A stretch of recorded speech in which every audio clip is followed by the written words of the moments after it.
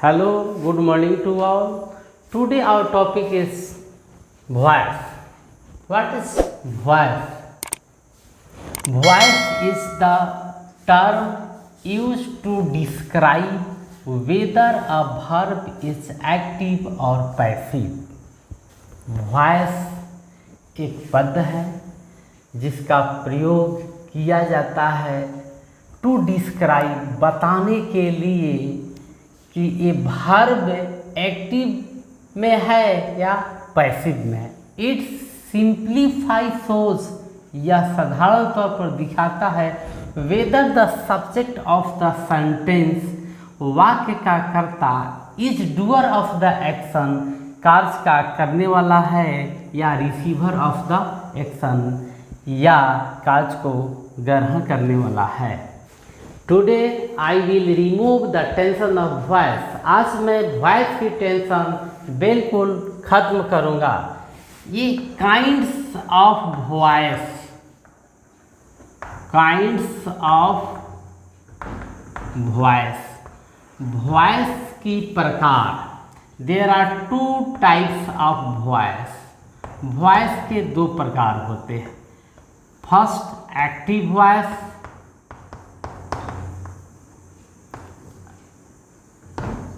Active voice. ये active voice क्या है? ये बड़ी कन्फ्यूजन है कि एक्टिव वॉइस क्या है। एक्टिव वॉइस में सब्जेक्ट जो होता है, subject is the doer of the action. Active voice में ये सब्जेक्ट जो होता है ये कार्य को करने वाला होता है। अर्थात एक्टिव वॉइस में कर्ता जो होता है कुछ करता है, कर्ता जो है कुछ करता है। Something is done by subject, अर्थात कुछ कर्ता के द्वारा किया जाता है। मीन्स कर्ता आगे की तरफ बढ़ता है, कर्ता पैसिव नहीं रहता है, कर्ता एक्टिव रहता है, कुछ करता है। As for example, Ram writes a letter. In the sentence, इस वाक्य में राम जो है सब्जेक्ट है ये राइट जो है वर्ब है और ए लेटर जो है ऑब्जेक्ट है। तो ये राम यहाँ एक्टिव है, राम एक्टिव है यानी पत्र लिखने का कार्य राम कर रहा है। तो इसलिए यह जो सब्जेक्ट, यह जो सेंटेंस है एक्टिव में है, क्योंकि in this sentence Ram is active, something is done by Ram, Ram के द्वारा किस किया जाता है। अर्थात पत्र लिखने का काम जो है राम करता है, राम आगे नहीं बढ़ रहा है, यानी कुछ कर रहा है, तो ये एक्टिव है। ये 2 नंबर में पैसिव वॉइस। पैसिव वॉइस इसमें subject is the receiver of the action.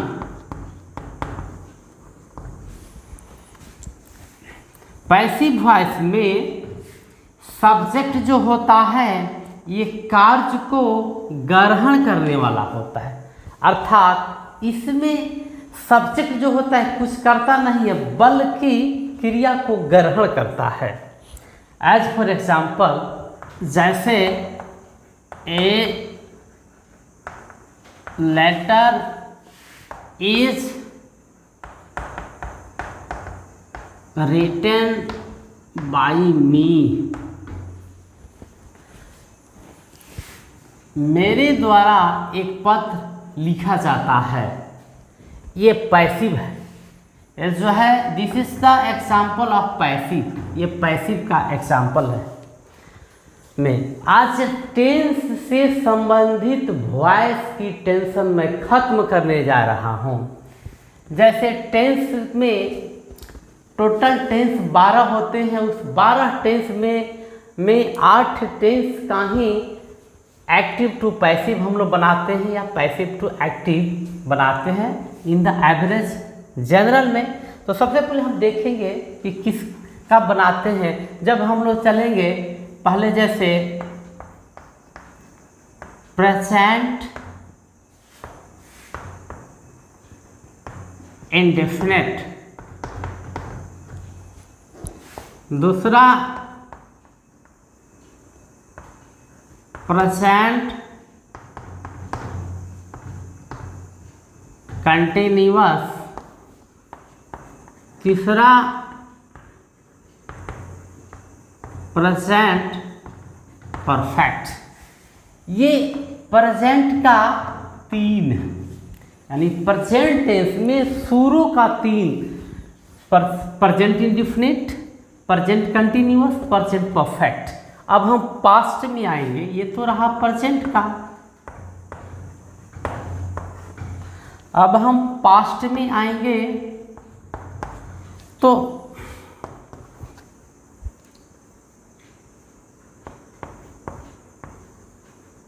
Past indefinite, past continuous,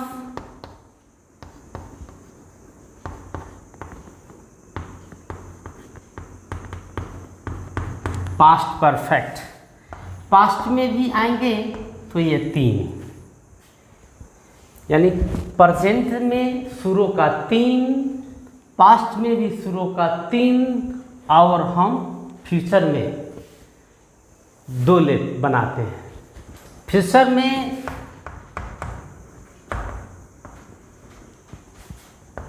दो टेंस का ही एक पैसिव बनता है, सिंपल फ्यूचर अर्थात फ्यूचर में पहला का बनाते हैं, दूसरा का नहीं, तीसरा बनाते हैं, चौथा का नहीं। ये याद करने का टेक्निक है। यानी फ्यूचर में जब हम आएंगे तो सिंपल फ्यूचर का एक्टिव टू पैसिव या पैसिव टू एक्टिव बनाएंगे। उसके बाद फ्यूचर कंटिन्यूअस का नहीं बनाएंगे, फ्यूचर परफेक्ट का बनाएंगे। तो फ्यूचर से 2, इस प्रकार टोटल 8 टेंस का आज मैं वॉइस का टेंशन खत्म, अर्थात टेंस से संबंधित वॉइस का टेंशन खत्म आज होगा। आप शुरू से लेकर अंत तक मेरे वीडियो में बने रहे। मैं ज़रूर निश्चित रूप से इसमें नई चीज़ देने जा रहा हूँ। अब सबसे पहले हम देखेंगे simple present tense. Simple present tense का एक्टिव का सिंपल प्रेजेंट टेंस में हम सब आएंगे तो इसका अफर्मेटिव का स्ट्रक्चर है। एक्टिव में जनरली सब्जेक्ट प्लस वर्ब में एस या ईएस प्लस ऑब्जेक्ट। देखिए वॉइस का रहस्य मैं बताने जा रहा हूँ, कभी नहीं भूलेंगे आप लाइफ में। ये रहा जनरली सिंपल प्रेजेंट टेंस में अफर्मेटिव का सूत्र रहा सब्जेक्ट प्लस वर्ब में एस या ईएस। इस पे अब हम एक एग्जाम्पल लेंगे, जैसे ही राइट्स अ लेटर, वह एक पत्र लिखता है। यह सब्जेक्ट है, यह वर्ब है, यह ऑब्जेक्ट है। स्ट्रक्चर देखेंगे अफर्मेटिव का, कोई भी वाक्य हो लगभग यह बेसिक सूत्र है एक्टिव टू पैसिव बनाने का सबसे पहले ऑब्जेक्ट लिखेंगे। सिंपल प्रेजेंट टेंस का अफर्मेटिव का ये सूत्र मैं लिख रहा हूँ। एक्टिव टू पैसिव यानी अब पैसिव का मैं सूत्र लिख रहा हूँ। ये पैसिव का सूत्र है।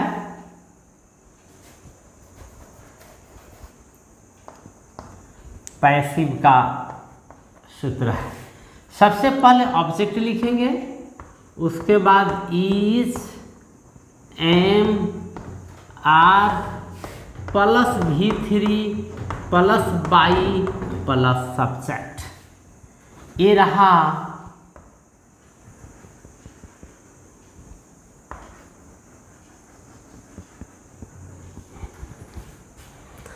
अफर्मेटिव का एक्टिव टू पैसिव का सूत्र। तो इसमें अब हम देखेंगे ऑब्जेक्ट कौन, विच इज ऑब्जेक्ट। तो ए लेटर ऑब्जेक्ट है। अब यहाँ P लिखेंगे, ए लेटर तो लिखेंगे ए लेटर। अब ए लेटर कौन सा, इज, एम, आर, तो a letter is V3 right. तो a letter is written by. ये ही सब्जेक्ट जो है तो ही सब्जेक्ट है, सब्जेक्टिव रूप में है, लेकिन ही का ऑब्जेक्टिव हिम होगा। A letter is written by him. एक पत्र उसके द्वारा लिखी जाती है। ये तो इसमें सब्जेक्ट एक्टिव है, सब्जेक्ट वर्ब और ऑब्जेक्ट आया।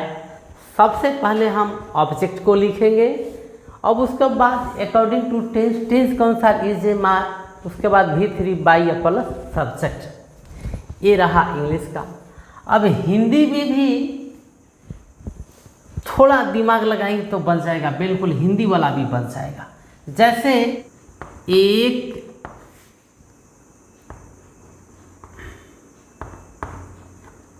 कलम मेरे द्वारा खरीदी जाती है। मेरे द्वारा आप लोग पाते हैं तो बिल्कुल आप सर्टेन हो जाते हैं कि ये पैसिव में है। तो पैसिव का स्ट्रक्चर रखकर आप इसको बना देते हैं। और एक कलम ऑब्जेक्ट यानी कि पैसिव में जाए तो जैसे ए पेन इज बॉट बाई मी। आपने बना दिया।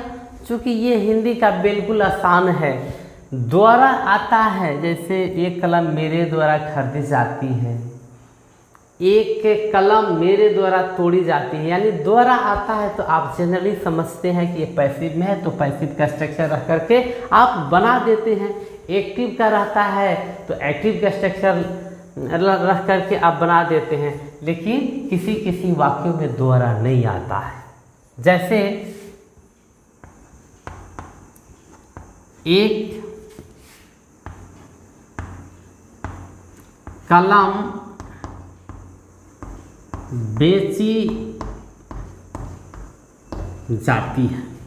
देखिए इसमें द्वारा नहीं आया, लेकिन एक कलम बेची जाती है, देखने से इस वाक्य को बिल्कुल स्पष्ट हो जा रहा है कि यह जो वाक्य है एक्टिव में है कि पैसिव में है। तो बिल्कुल आप समझेंगे कि वाक्य पैसिव में है, क्योंकि एक कलम पर ही काम हो रही है। तो सीधे एक कलम ऑब्जेक्ट है। तो ए पेन इज सोल्ड। अब है ही नहीं, by him, by me, by them, ये पेन इज सोल्ड, एक कलम बेची जाती है। ये रहा हिंदी का स्ट्रक्चर और हिंदी का एग्जाम्पल। अभी इस टेंस का निगेटिव हम लोग देखेंगे। निगेटिव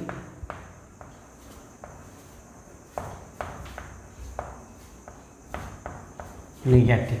निगेटिव में एक्टिव का ही पहले देखेंगे।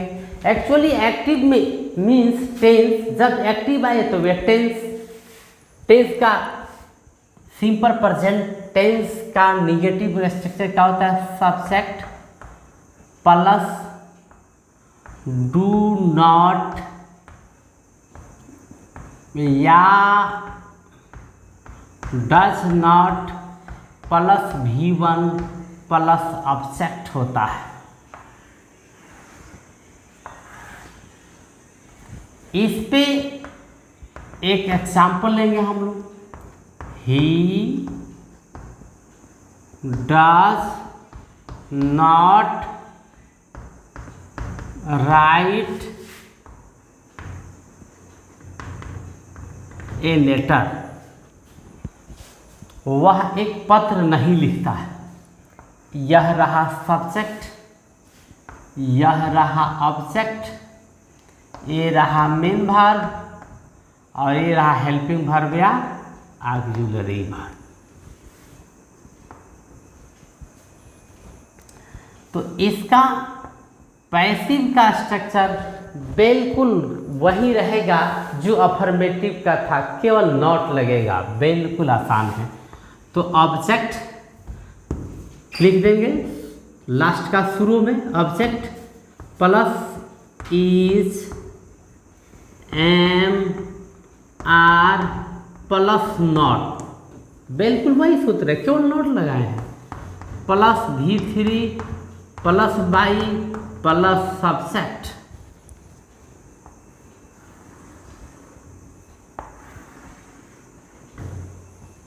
बिल्कुल आसान है।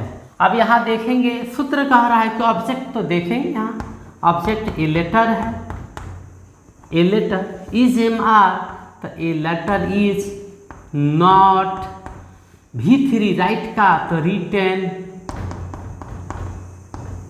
A letter is not written by. अब सब्जेक्ट कह रहा है ही, तो ही सब्जेक्ट है तो ही का ऑब्जेक्टिव रूप हिम होता है। एक पत्र उसके द्वारा नहीं लिखी जाती है, ये रहा निगेटिव, बिल्कुल। अब इंट्रोगेटिव देखेंगे, इंटेरोगेटिव, तो इंट्रोगेटिव में पहले एक्टिव देखेंगे। एक्चुअली इससे आपकी टेंस का भी रिवीजन हो जा रही है, एक ही समय में आप टेंस भी पढ़ लेते हैं और वॉइस भी पढ़ लेते हैं और लाइफ टाइम के लिए पढ़ते हैं, कभी नहीं भूलेंगे आप। तो इंट्रोगेटिव, तो ये निगेटिव का अगर इंट्रोगेटिव आप बनाते हैं तो जैसे डू या डज प्लस सब्जेक्ट, अगर नॉट आ जाए तो नॉट, अब प्लस V1 प्लस ऑब्जेक्ट, आइए इंट्रोगेटिव मार्क्स तो मस्ट है, do does plus subject plus not आए तो not plus V1 plus object. अब इस पे एक एग्जांपल लेंगे, जैसे does he not write a letter, क्या वह एक पत्र नहीं लिखता है। अब इसका पैसिव का स्ट्रक्चर बनाएंगे तो वही होगा, is am are plus object plus not आए तो not plus is am are plus object plus not plus V3 plus by plus subject plus question marks. बिल्कुल आसान है। आपको पता है दुनिया का कोई भी इंट्रोगेटिव बनाना रहता है तो सब्जेक्ट से पहले हेल्पिंग वर्ब रखते हैं।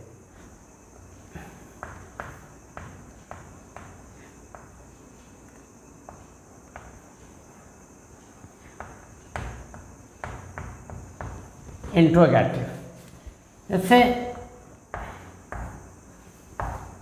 Does he not write a letter? क्या वह एक पत्र नहीं लिखता है? ये एक्टिव है, एक्टिव है। इसको पैसिव बनाने के लिए इसका स्ट्रक्चर है is, am, are plus object plus not at not plus V3 plus by plus subject plus question marks.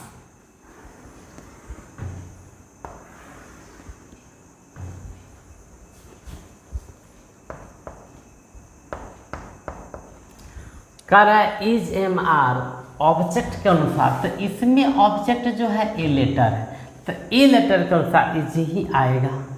तो is object a letter, is a letter, is a letter. अब कह रहा है नॉट, तो नॉट है is a letter not V3 written by he का him, is a letter not written by him। अब ये इंट्रोगेटिव रहा, सेम स्ट्रक्चर WH वर्ड्स अर्थात क्वेश्चन वर्ड्स का भी है, केवल इसमें WH वर्ड लिख देंगे इसके बिफोर और इसके पहले भी WH लिख देंगे। जैसे एक्टिव का WH वर्ड या क्वेश्चन वर्ड कहिए प्लस डू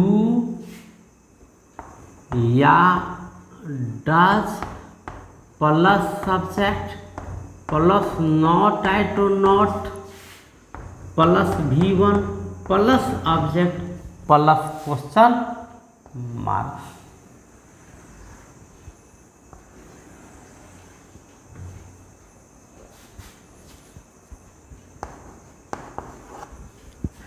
इस पे जैसे एक example, why does he not write a letter? Why does he not write a letter? अब इसका पैसिव बनाएंगे तो उसका स्ट्रक्चर यही होगा, केवल इसमें WH वर्ड पहले लिखेंगे अब प्लस इज एम आर, तो यही लिखेंगे सेम, प्लस ऑब्जेक्ट नॉट आए तो not plus V3 plus by plus subject plus question marks.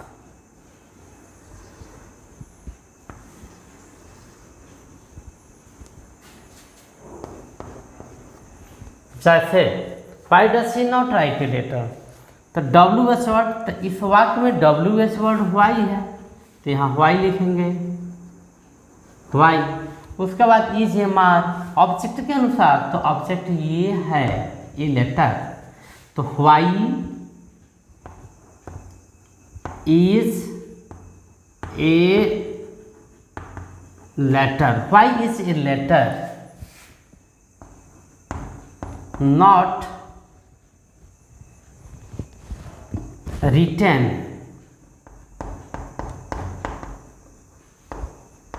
by he का him। why is a letter not written by him? ये रहा WH वर्ड। अगर आपसे कोई पूछ देता है क्या एक पत्र लिखी जाती है। हम इसको सोचेंगे कि ये एक्टिव में है कि पैसिव में है। यदि एक्टिव में है तो ही एक्टिव का मीन्स टेंस का स्ट्रक्चर लिख के बनाएंगे, यदि पैसिव में है तो पैसिव का स्ट्रक्चर बनाएंगे। तो सबसे पहले तो पहचान में आएगा कि सिंपल प्रेजेंट टेंस में है, सिंपल प्रेजेंट टेंस का इंट्रोगेटिव में है। अब इंट्रोगेटिव में है तो फिर देखेंगे एक्टिव में है कि पैसिव में। तो एक पत्र लिखी जाती है, एक पत्र लिखी जाती है, यानी पत्र पे ही काम हो रहा है, तो ये वाक्य जो है पैसिव में है। तो जब ये पैसिव में है तो पैसिव का स्ट्रक्चर रख करके एक बना देंगे इसको कि इज ए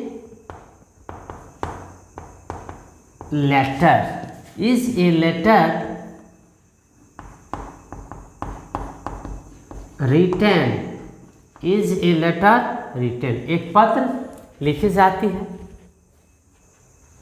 ये माय डियर स्टूडेंट्स, ये कंप्लीट रहा वॉइस क्या है, वॉइस कितने प्रकार के होते हैं और टेंस में कितने टेंस का एक्टिव टू पैसिव या पैसिव टू एक्टिव बनाया जाता है, इन सब चीज़ों की जानकारी हुई इसमें। और साथ ही साथ सिंपल प्रेजेंट टेंस का कंप्लीट हिंदी और अंग्रेजी में हमने एक्टिव टू पैसिव सीखा।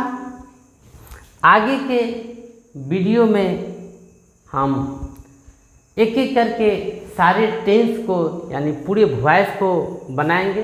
कृपया आप मेरे चैनल को सब्सक्राइब करें ताकि मुझे और प्रोत्साहन मिले और मैं आगे की वीडियो आपके लिए बनाता रहूं। धन्यवाद।